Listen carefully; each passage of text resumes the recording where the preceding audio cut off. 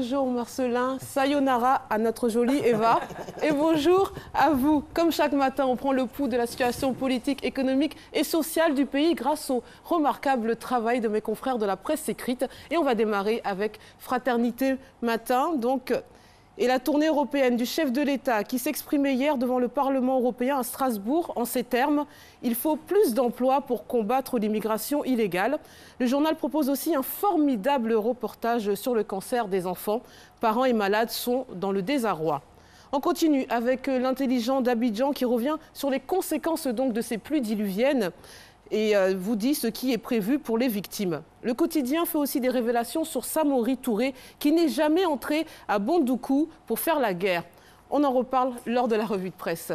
L'Expression s'interroge sur l'alliance du 3 avril, coup de bluff ou mystification. Le journal soulève une autre question, qui a dit qu'on ne mange pas pont au sujet de l'isolement de San Pedro?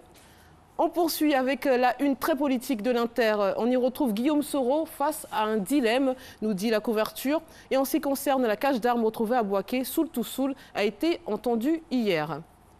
Le RDR s'affiche en une de Nord-Sud. Joël Guessant est-il réduit au silence, s'interroge le journal ce matin. Et on apprend que le corps de Cheikh Tioté arrive aujourd'hui en Côte d'Ivoire.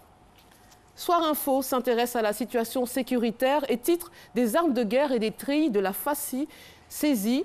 Et on apprend qu'un proche du président français Emmanuel Macron était chez Guillaume Soro.